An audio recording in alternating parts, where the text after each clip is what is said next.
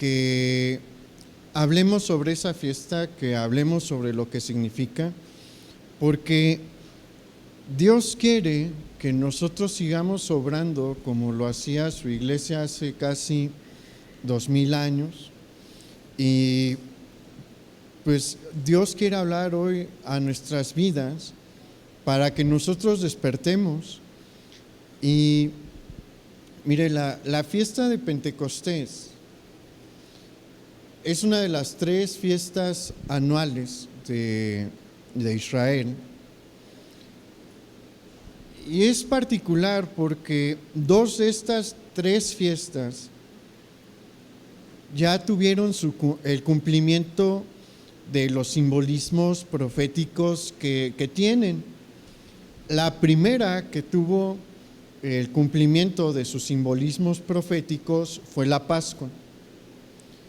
Y con el sacrificio de nuestro Señor Jesucristo, y bueno, en el tiempo de la Pascua se habló sobre esto, pero la segunda es esta, la fiesta de Pentecostés.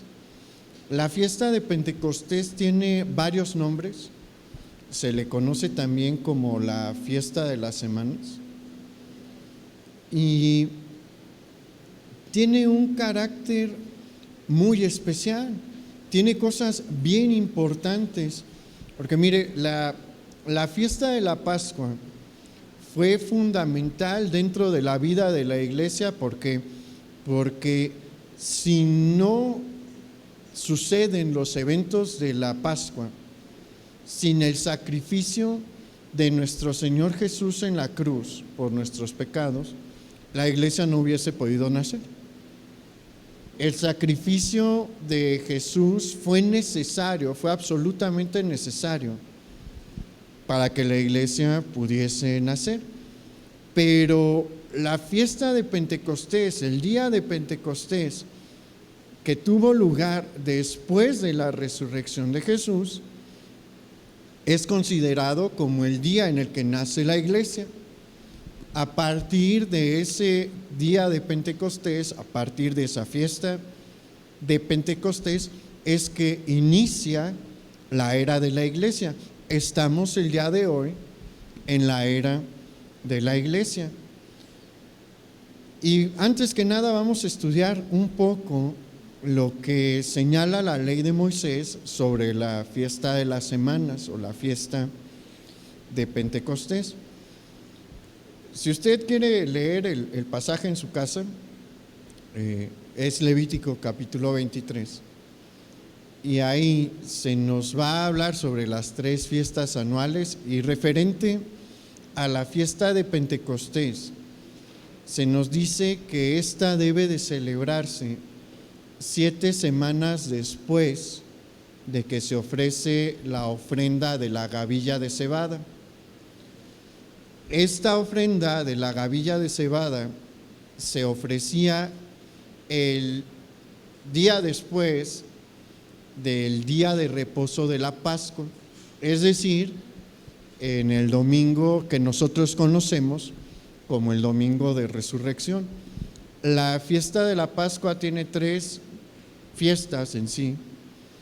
Tiene la fiesta de los panes sin levadura, la fiesta pascual, tal cual, y la fiesta en la que se ofrece la gavilla de la cebada.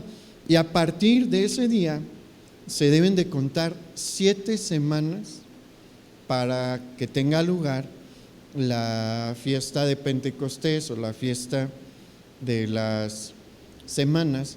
También se le conoce como la fiesta de la siega o el día de las primicias, porque en el momento en el que esta fiesta tiene lugar, la cosecha del trigo ya terminó en la tierra de Israel, y por eso la ley de Moisés señala que todo varón, como en toda fiesta anual, se deben de presentar ante el Señor con una ofrenda de 2 panes hechos con trigo nuevo, con ese trigo que se acaba de cosechar.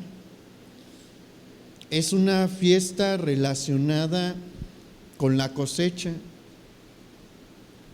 Se debe de realizar varias cosas durante esta fiesta. Es una fiesta en la que hay alegría, es una fiesta en la que el Señor quiere que se abra el corazón de su pueblo para dar también. ¿Y cómo? Bueno, los hijos de Israel tenían la instrucción de bendecir a los pobres de una forma extra en esta fiesta. En la fiesta Israel debe de ir con una intención de agradecimiento, con un deseo de darle gracias a Dios. ¿Por qué? Porque Él mandó las primeras lluvias que eran necesarias para que el trigo se pudiese dar. Sin la lluvia del Señor era imposible que se diese, y bueno, es imposible también que se dé pues cualquier cosecha.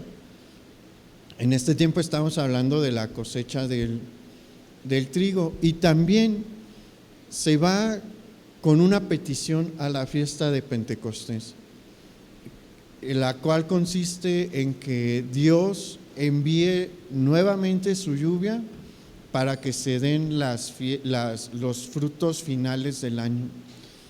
¿Ha oído de la lluvia temprana y la lluvia tardía? A esto se refiere. La lluvia temprana es aquella que viene para que se dé el trigo, y la lluvia tardía es aquella que se da para que se dé el fruto de la vid, para que se dé el fruto del olivo, y sobre esos se habla en la última fiesta. De esa no vamos a hablar hoy, pero en su tiempo, dentro del año, vamos a hablar de la última fiesta.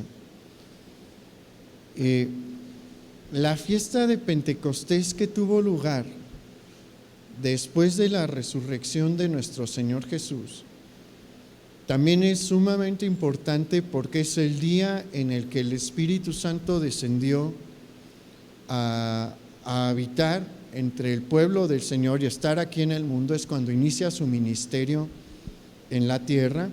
Esa fiesta de Pentecostés marca el inicio de la dispensación del Espíritu de Dios. Y mire, la fiesta de las semanas, la fiesta de las primicias del año 33 después de Cristo, no fue un evento al azar, como nada en la Escritura lo es. Fue un evento anunciado anteriormente. ¿Por qué? Porque estaba contemplado dentro del reloj de Dios. Y por eso Jesús le habló a sus discípulos sobre lo que iba a suceder en esta celebración de Pentecostés en 3 momentos. Vamos a ver los 3 momentos porque son importantes. Es importante lo que Jesús le anuncia a sus discípulos que va a suceder. Acompáñeme por favor a Juan 14, versículo 15.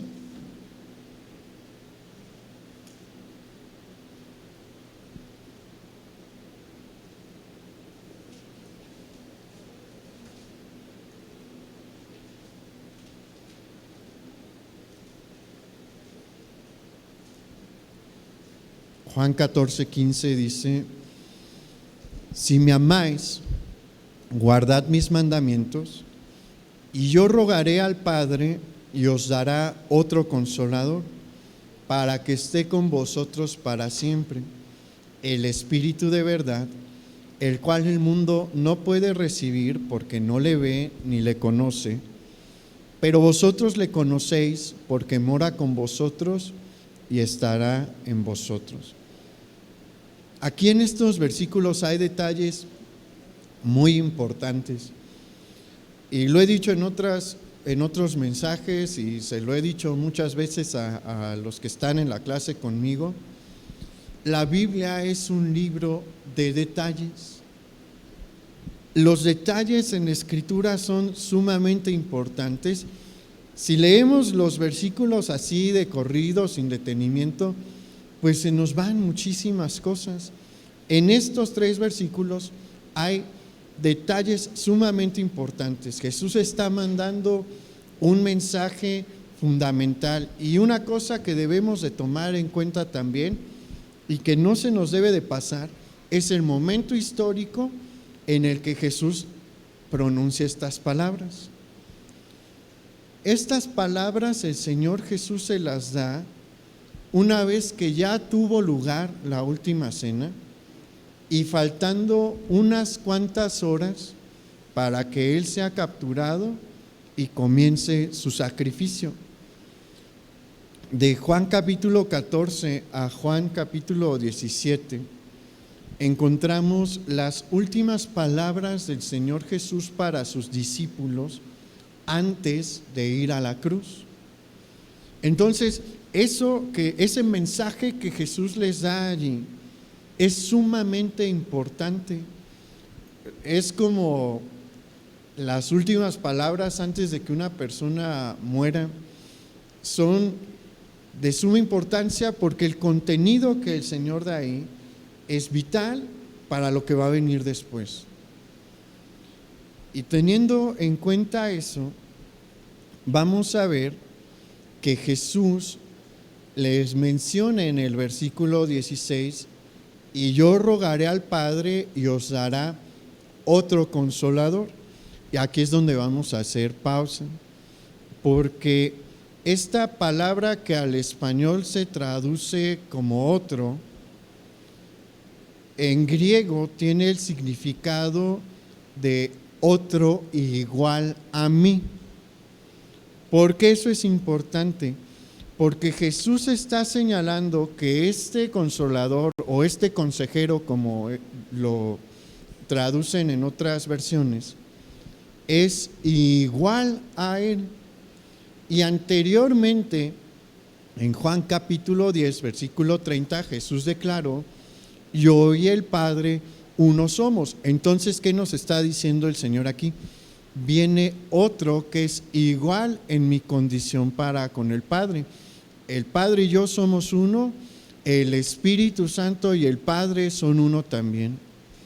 Entonces nos está hablando de la divinidad, de la tercera persona de la Trinidad, pero no es el único mensaje de la divinidad del Espíritu Santo que Jesús da aquí, porque en el versículo 17 que leímos, el Señor Jesús se refiere al Espíritu Santo como el Espíritu de verdad, y este es otro detalle importante, porque es un detalle que nos habla de la divinidad del Espíritu Santo. Si alguien le pregunta, bueno, ¿dónde dice la Escritura que el Espíritu Santo es Dios? Aquí tiene dos detalles importantes que nos lo señalan. ¿Por qué? Porque es un detalle importante.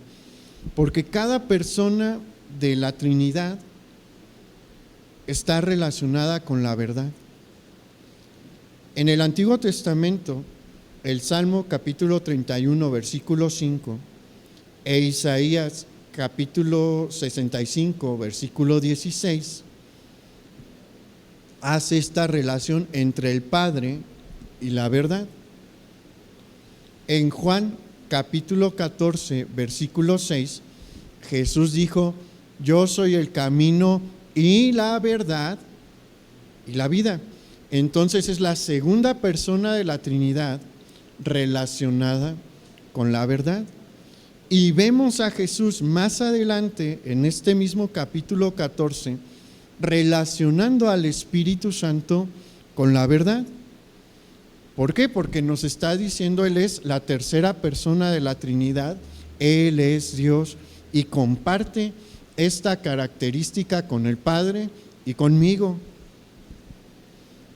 Y ese es el primer momento en el que el Señor les habla a los discípulos de la venida del Espíritu Santo y les menciona una cosa que es también importante para nosotros.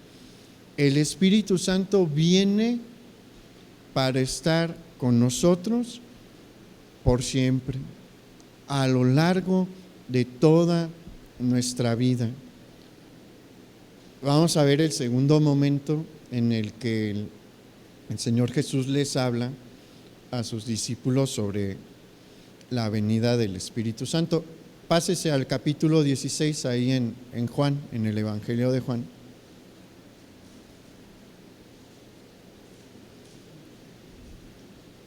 En el versículo 7, por favor.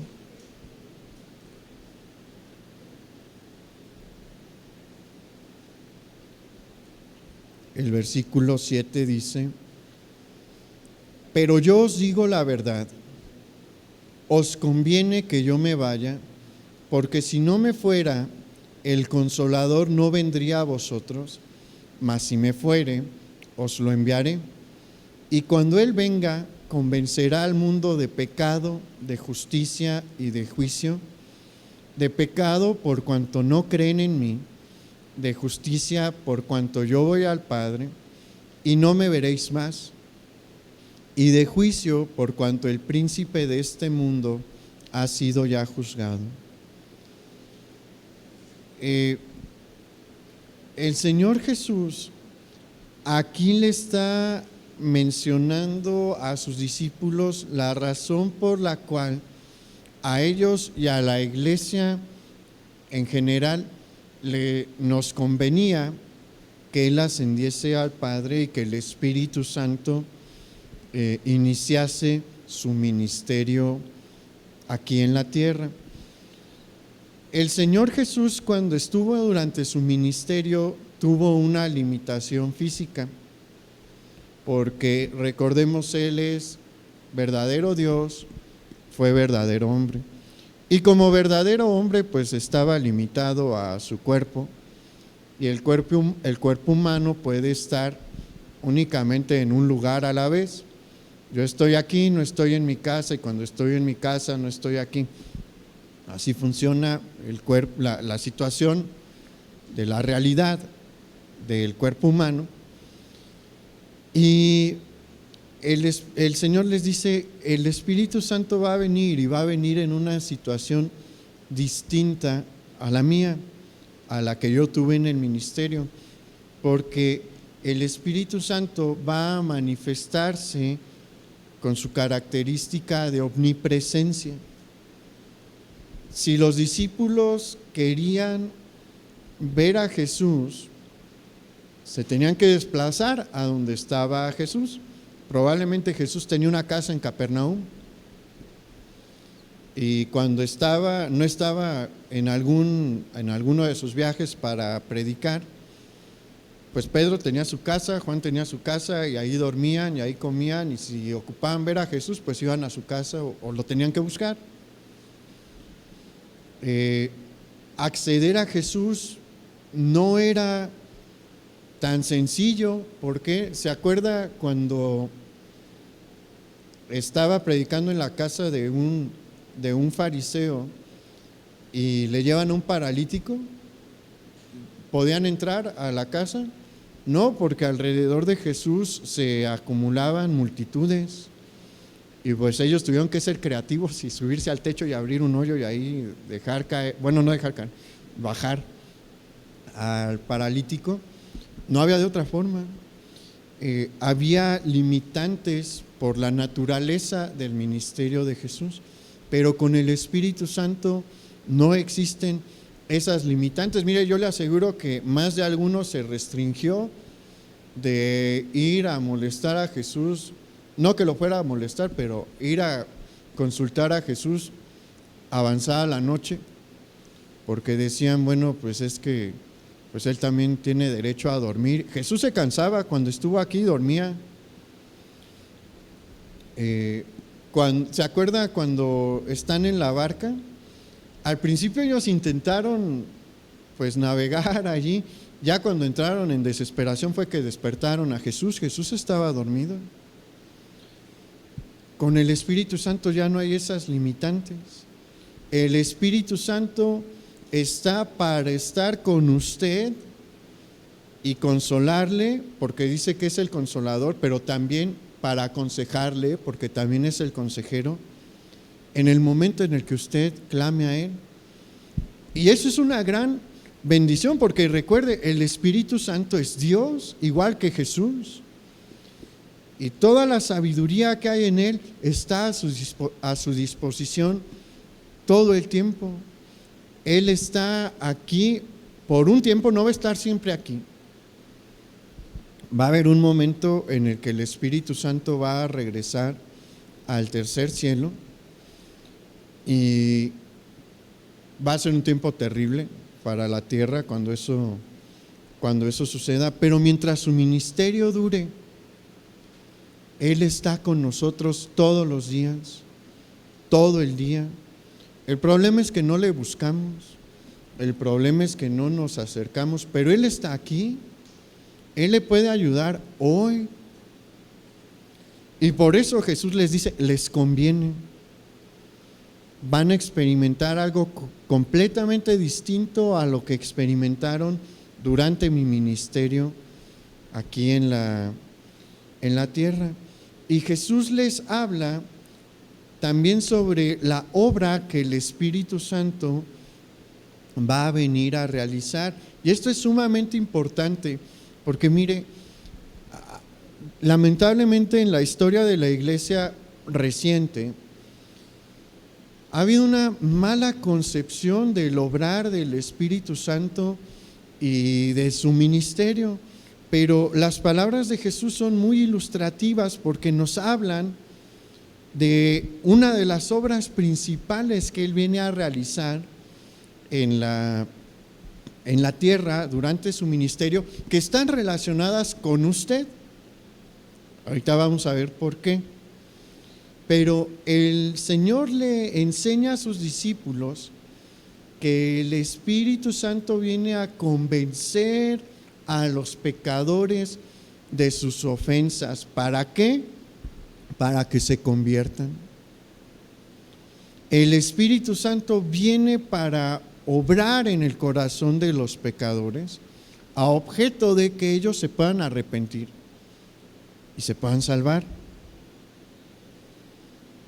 No es casualidad que el Señor esté hablando de la venida del Espíritu Santo antes de que se celebre la última Pascua. En este momento estamos a horas de que la última Pascua se celebre. Estamos a horas de que Jesús entregue el Espíritu en la cruz. ¿Por qué el Señor le habla de esto a sus discípulos en este preciso momento? Porque Él conoce lo que marca el reloj de Dios y sabe que la gran fiesta de las semanas está por celebrarse. Y mire, debería de emocionarse porque ese día es hoy. Hace cerca de 2000 años ese día fue hoy. Es un momento histórico trascendental para nuestras vidas como creyentes. El tercer momento en el que el Señor Jesús hace referencia a lo que habría de suceder en el día de Pentecostés es en Hechos capítulo 1 versículo 6. Vamos allá, por favor.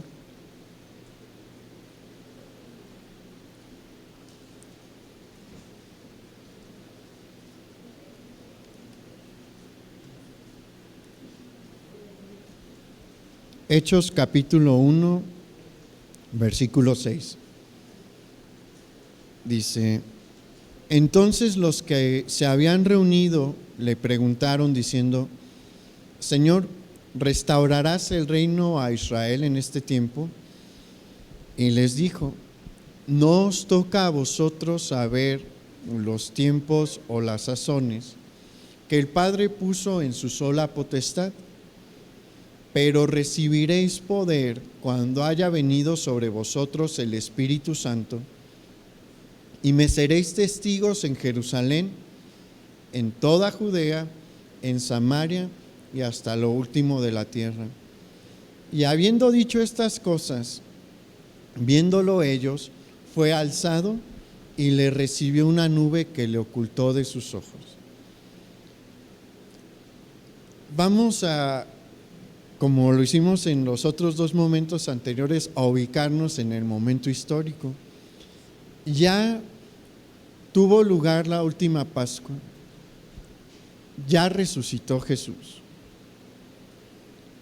ya tuvo lugar la celebración de la ofrenda de la gavilla mecida, que es referente a la resurrección.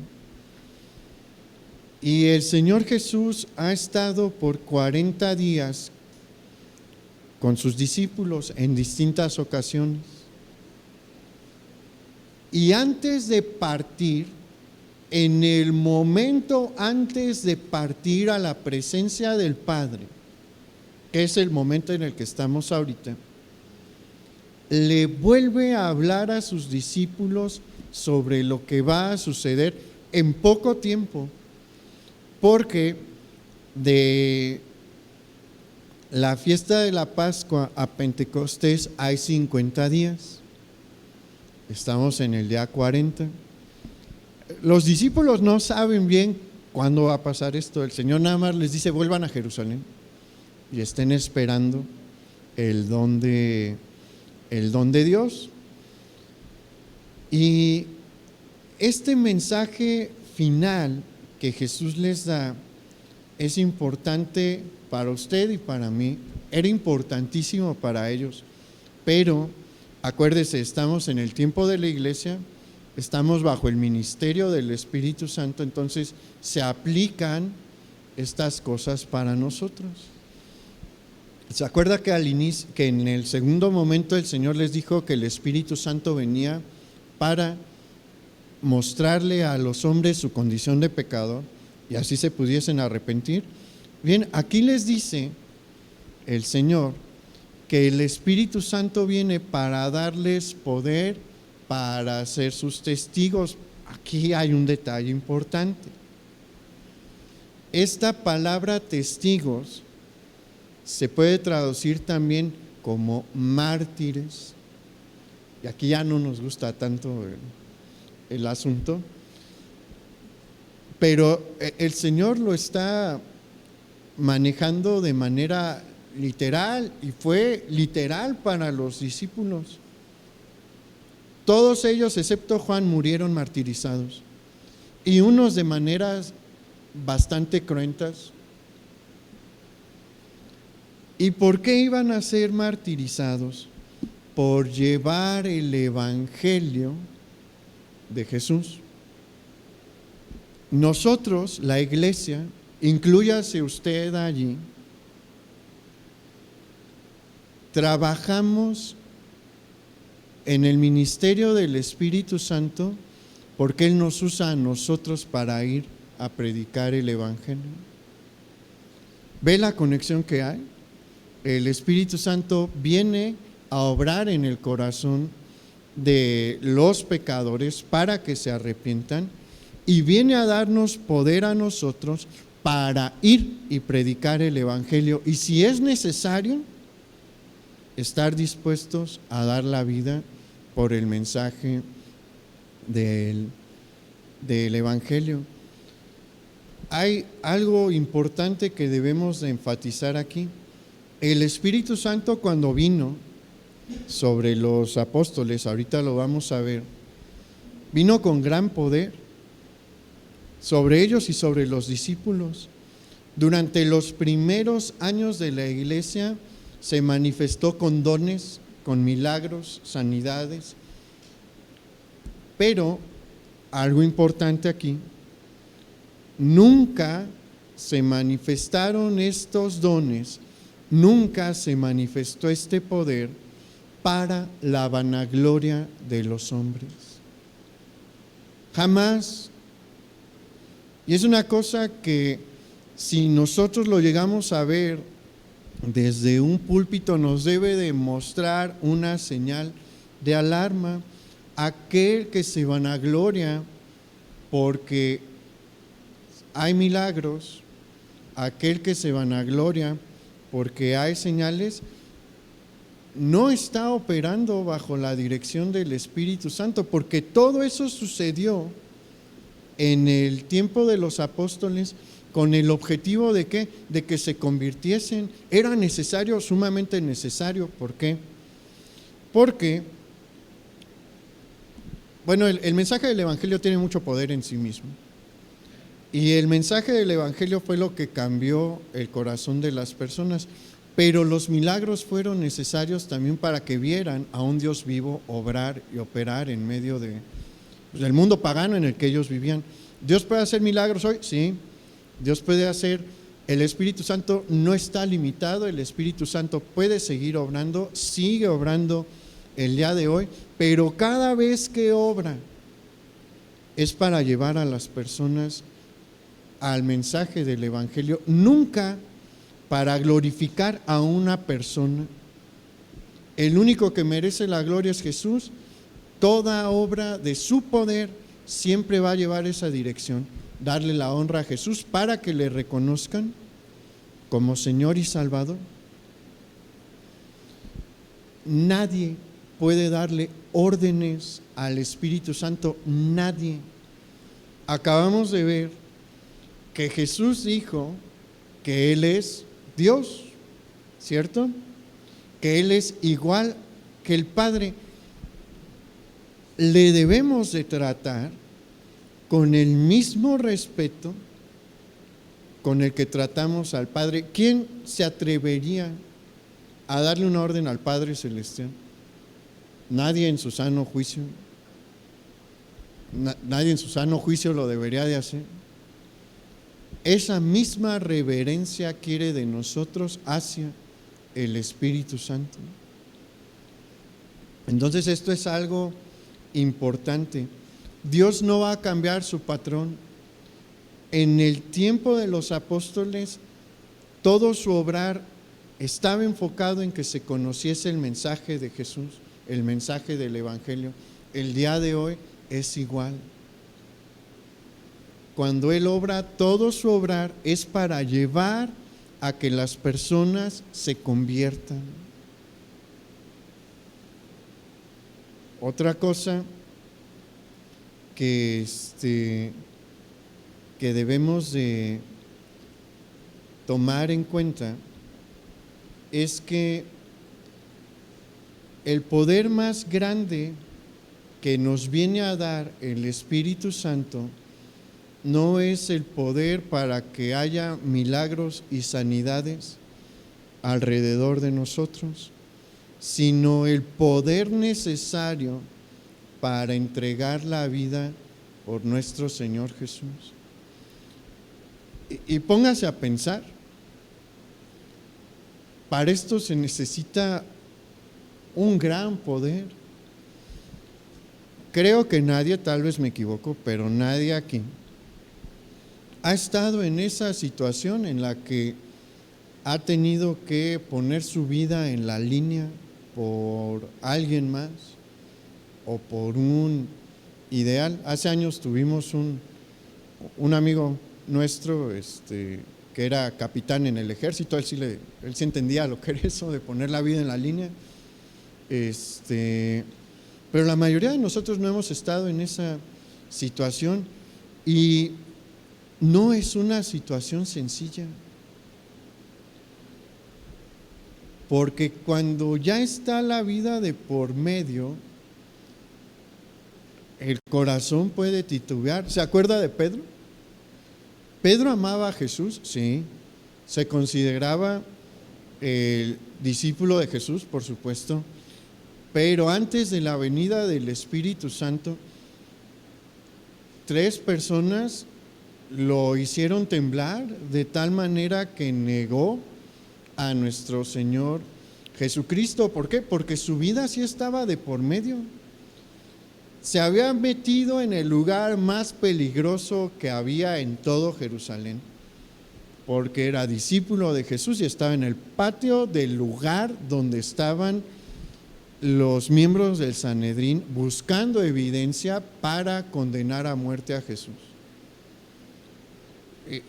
Si así estaban con Jesús, con un discípulo iban a ser mucho más drásticos, o por lo menos igual de drásticos. La vida de Pedro estaba ahí al borde y pues negó al Señor, tuvo una debilidad allí.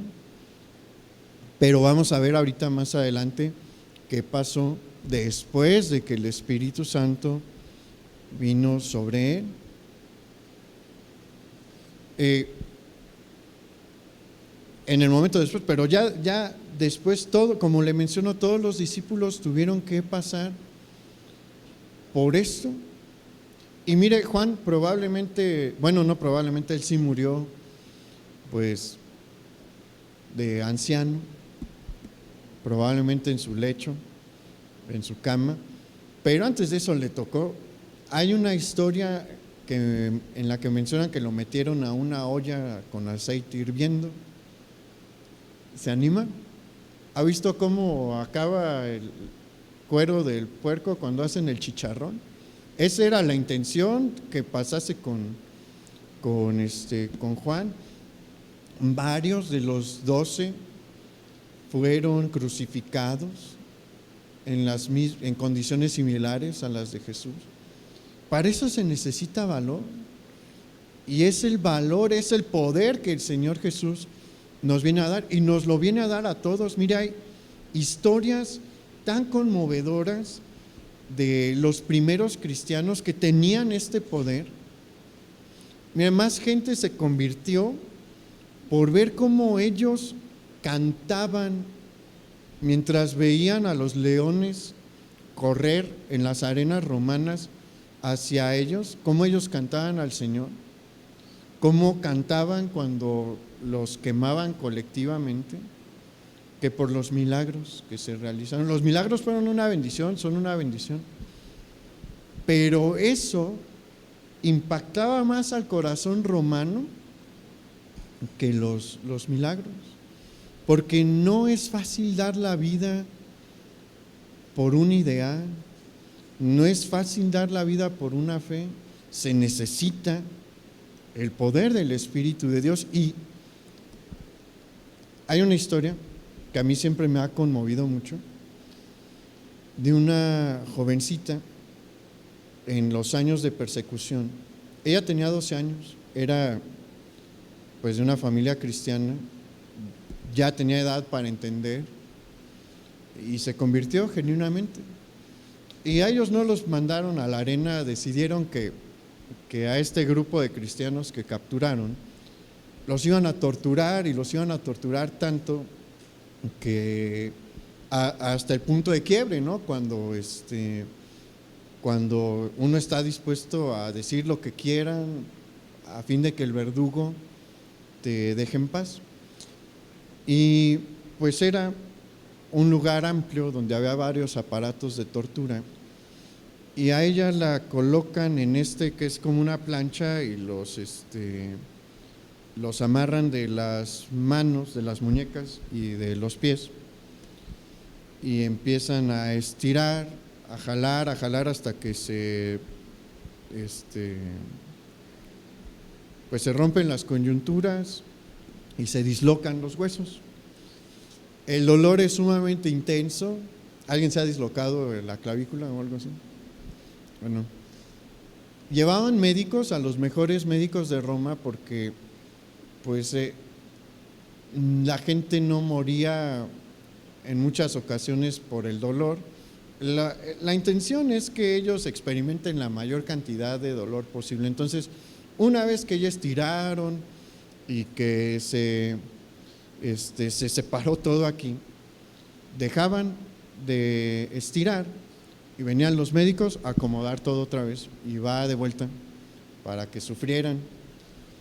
Y pues esta jovencita tiene que pasar por esto, y varios más ahí en este lugar de tortura. Y ella escucha cómo varios empiezan a negar al Señor. Y mientras a ella le están estirando por segunda o tercera vez y los escucha, empieza a gritarles: no nieguen al Señor. Ese es el poder del Espíritu Santo en todos aquellos que le creen, en todos aquellos que le reciben. Se necesita. Nadie hemos estado en esa condición. Y cuando yo lo escucho me conmueve, porque era una jovencita de 12 años gritándole a todos los demás: no nieguen al Señor, en medio de la tortura. ¿Usted cree que eso no impactaba? Claro que impactaba. Y bueno, vamos a continuar.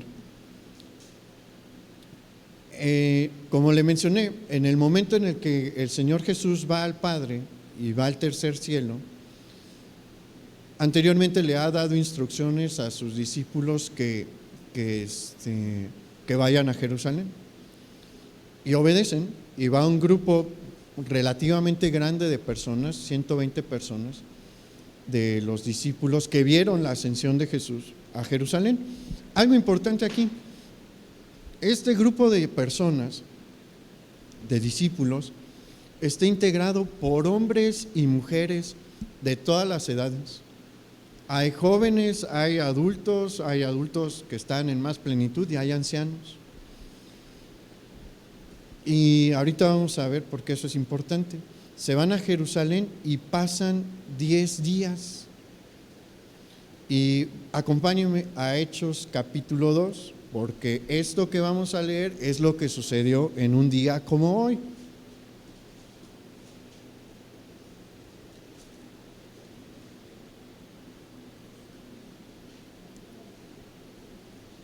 Hechos capítulo 2, versículo 1,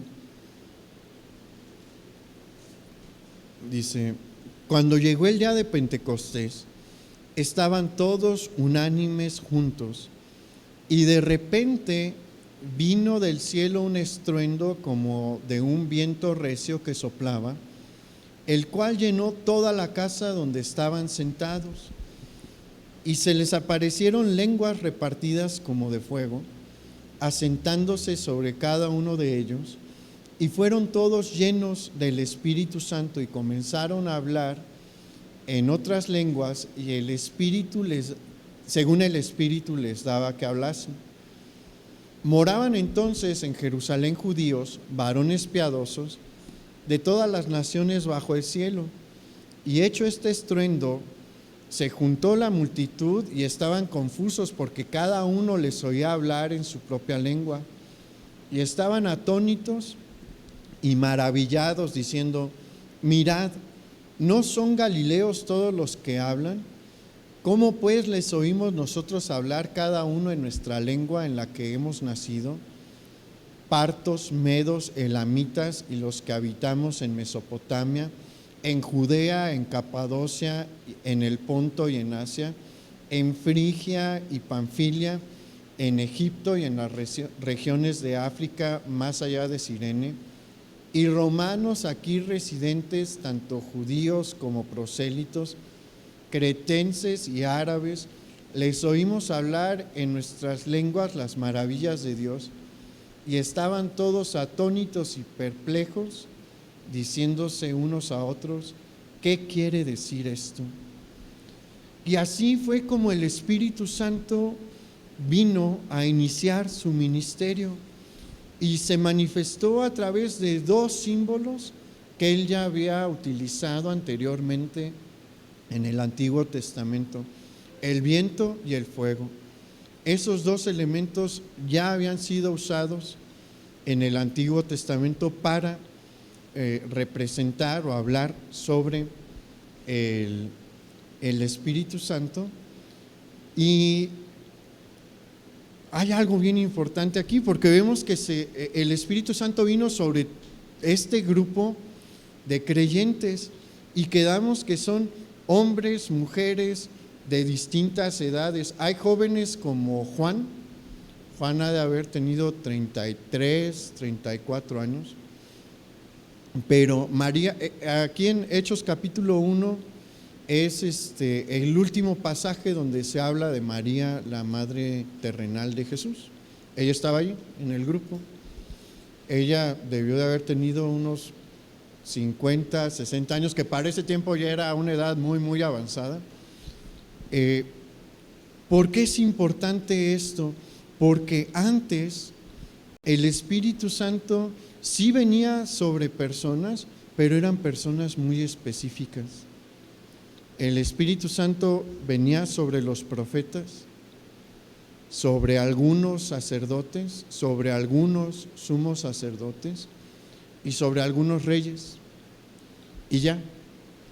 Pero aquí el Espíritu Santo está diciendo: vengo con todos los creyentes, no voy a hacer distinción por su edad, no voy a hacer distinción por su sexo.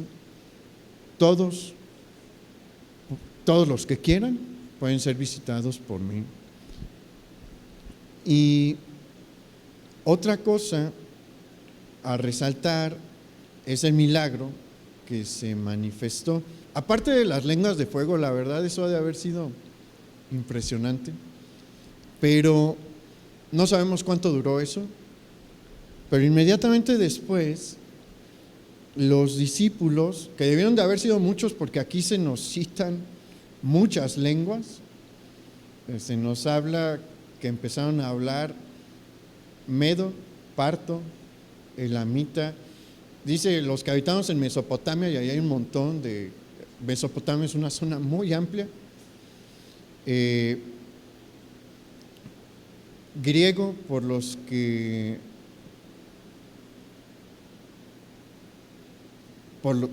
menciona a los cretenses, árabe, algún tipo de lengua semita de Arabia, latín, y más que debió de haber habido.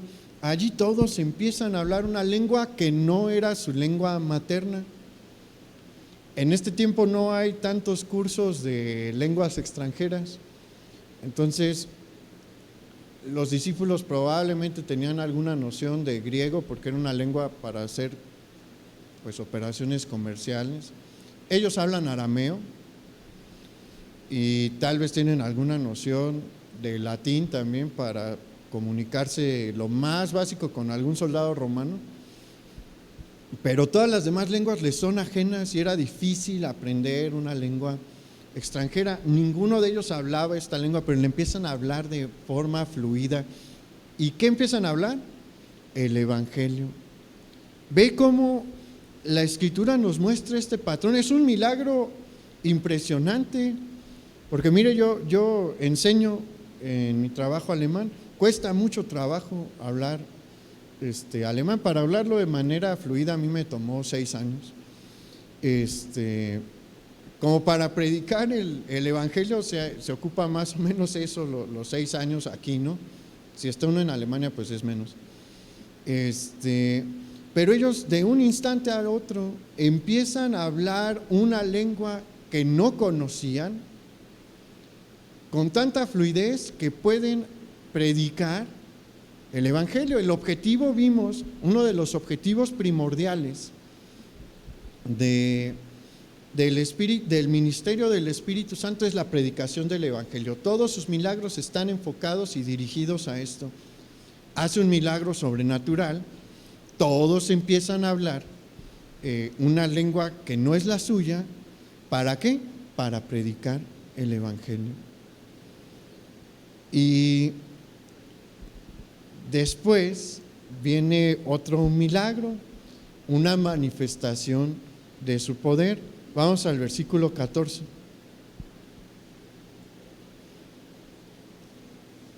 Entonces Pedro, quien hace como 50 días, poquito más de 50 días, había negado al Señor, poniéndose en pie con los 11, alzó la voz y les habló diciendo: varones judíos y todos los que habitáis en Jerusalén, esto os sea notorio y oíd mis palabras. Pásese al versículo 22. Jesús Nazareno, varón aprobado por Dios entre vosotros con las maravillas, prodigios y señales que Dios hizo entre vosotros por medio de él, como vosotros mismos sabéis, a entregado por el determinado consejo y anticipado conocimiento de Dios, prendisteis y matasteis por manos de inicuos, crucificándole, al cual Dios levantó, sueltos los dolores de la muerte, por cuanto era imposible que fuese retenido por ella. Vemos, el discurso de Pedro es muy largo, nada más tome unas partes ahí. Pero vemos a este hombre que el miedo lo paralizó y lo rompió al punto de negar a su maestro, levantándose, a predicar el evangelio de Jesús en público, en un lugar peligroso. Se cree que la casa donde ellos estaban estaba cerca del templo, por eso había tanta gente que les pudo escuchar, porque había personas de distintos países. Bueno, porque acuérdense, es la fiesta de Pentecostés y todo varón debe de presentarse en el lugar de adoración para celebrar esta fiesta. Y pues venían judíos de distintos lugares del mundo conocido, y estamos en la fiesta de Pentecostés. Entonces por eso hay personas que hablan distintos idiomas como lengua materna. Y como están cerca del templo, ahí ¿quién está? El sumo sacerdote, y cerca está el Sanedrín. Y hace poco fue que tuvo lugar la crucifixión de Jesús. El Sanedrín está sumamente inquieto porque los rumores de la resurrección de Jesús son públicos, la tumba está vacía, y eso es algo que cualquier habitante de Jerusalén podía constatar. Y el Sanedrín ya vimos que está dispuesto a quitarle la vida a cualquier seguidor de Jesús. Y en esa situación, para que entendamos, la vida de Pedro está en la línea en este momento, pero el Espíritu Santo ha venido sobre él con poder y a Pedro ya no le importa. ¿Y qué se pone a hacer? A predicarles a todos. Y les dice palabras no sencillas, porque vea en el versículo 23, a la multitud les dice: ustedes prendieron y mataron al Mesías. ¿No es una palabra sencilla? ¿No es una declaración sencilla? Pero él ya tiene el poder de Dios para predicar el evangelio y está dispuesto a asumir las consecuencias.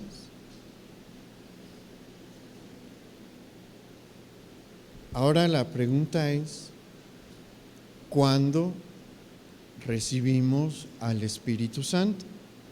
Y ya para contestar esto debemos de tomar en cuenta el contexto histórico del libro de Hechos.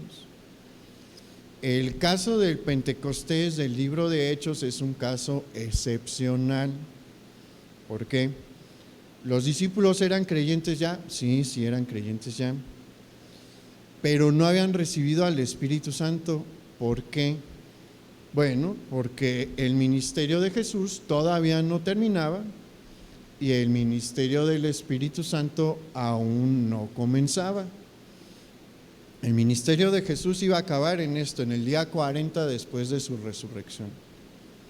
Y el ministerio del Espíritu Santo iba a comenzar en la fiesta de Pentecostés, en el día 50 después de la resurrección. Y es a partir de ese momento que ellos que ya habían estado con Jesús en su ministerio, entran al ministerio del Espíritu Santo. Y el Espíritu Santo viene sobre ellos, pero nosotros no estamos en ese momento, porque el ministerio de Jesús acabó hace mucho tiempo y el ministerio del Espíritu Santo igual inició hace mucho tiempo. Entonces, a la luz de las Escrituras, ¿cuándo se recibe el Espíritu Santo? El Espíritu Santo se recibe en el momento en el que uno nace de nuevo. Vamos a 1 Corintios capítulo 12, versículo 3.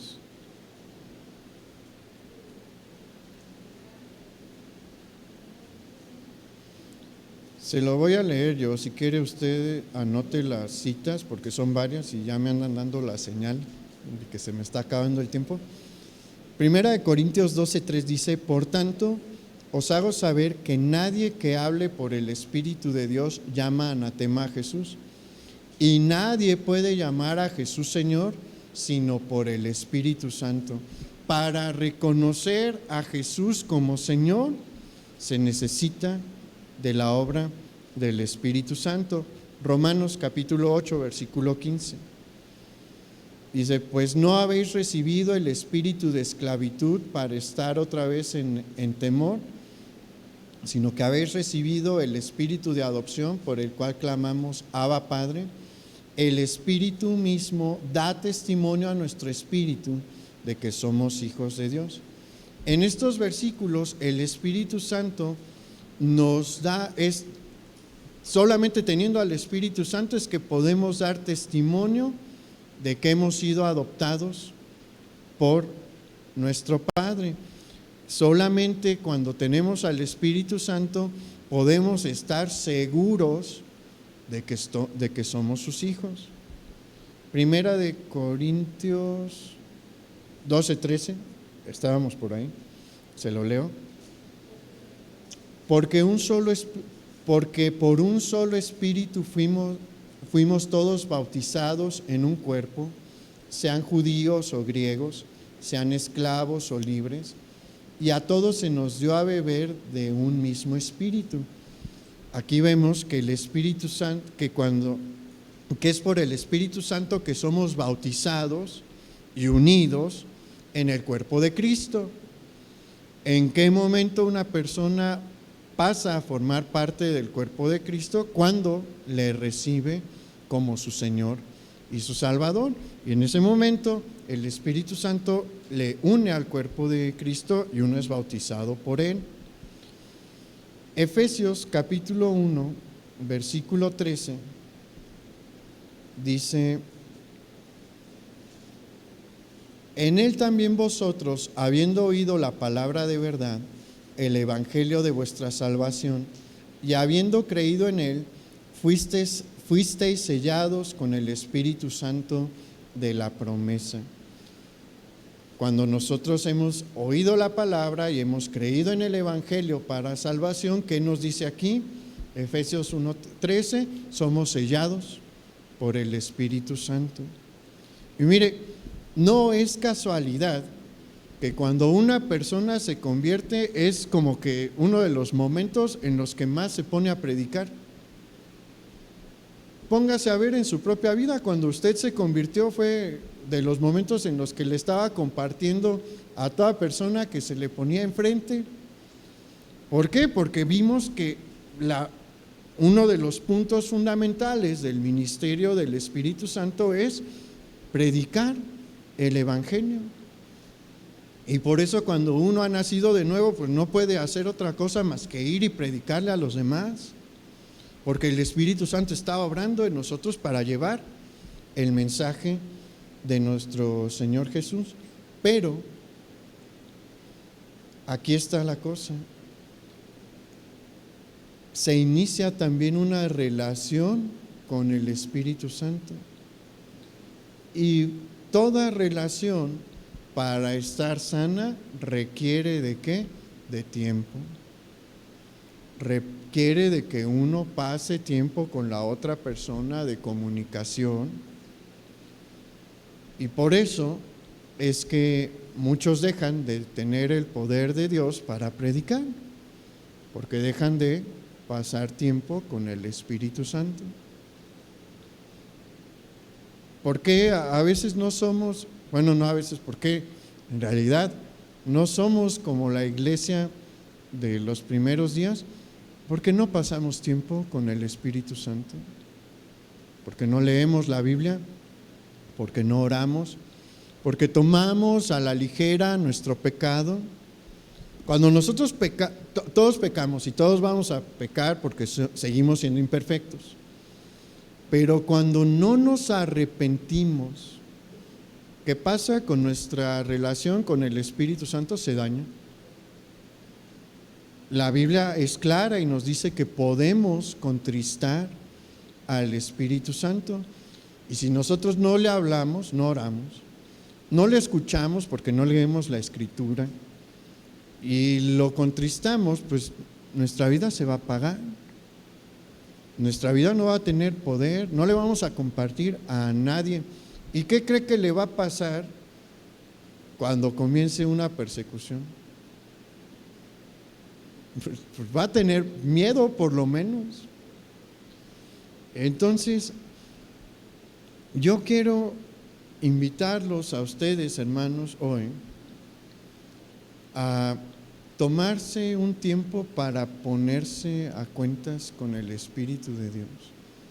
Hoy es un buen día para hacerlo. Todos los días son buenos, pero hoy es el día en el que recordamos que Él vino para estar con nosotros siempre. Y Él lo quiere usar. Mire, estamos en una ciudad de casi 1 millón de personas. Por lo menos 900,000 no conocen al Señor. Y no creo que 100,000 las conocen, le conozcan, pero estoy dando un número. Tenemos mucho trabajo que hacer, pero no lo estamos haciendo. ¿Por qué? Porque probablemente nuestra relación con el Espíritu Santo está apagada. No estamos orando, no estamos leyendo, tomamos a la ligera nuestros pecados y no pedimos perdón. Este es un buen tiempo. Cantamos en la alabanza, llueve en mí. No va a llover en mí si traemos pecado. O cantamos al final también, Dios de avivamiento no nos va a avivar si traemos pecado. Y si no estamos dispuestos a tener una relación con Él. Él vino a esta tierra y pagó tanto en la cruz para tener una relación con nosotros. No desperdiciemos el regalo de Dios. No tomemos en poco su sacrificio y no tomemos en poco el ministerio que el Espíritu Santo ha venido a orar. Vamos a orar y ore en su lugar. Hable con el Señor.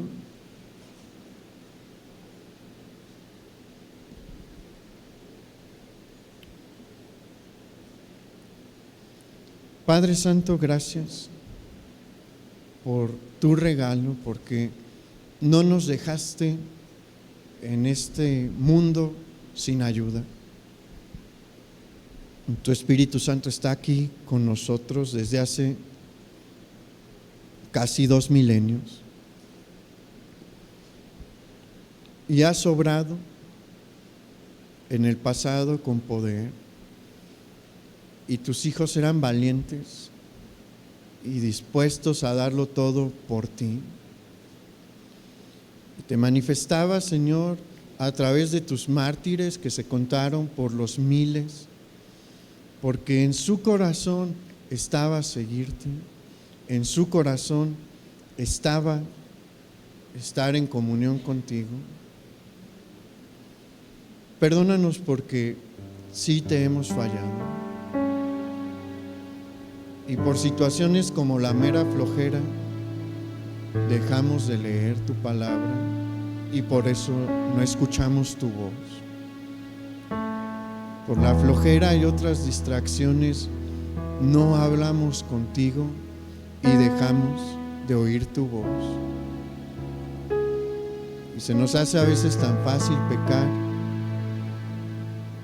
y retarte, Señor, y jugar a la vida cristiana,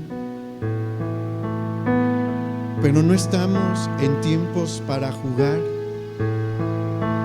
no estamos en tiempos para ser débiles, estamos en tiempos especiales porque tú vuelves pronto y esperas a una iglesia lista, a una iglesia ataviada, a una iglesia preparada para el momento en el que tú vuelvas, a una iglesia haciendo su trabajo, porque todavía nos dices hoy, la mies es mucha y pocos son los obreros.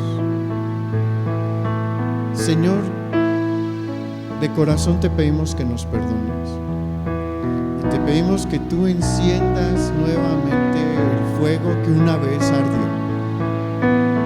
Que tú enciendas en nuestros corazones el fuego que una vez ardió y nos lleves a llevar esta vida que tú deseas de nosotros, porque solo así vas a manifestar tu poder. Solo así vamos a ver ese poder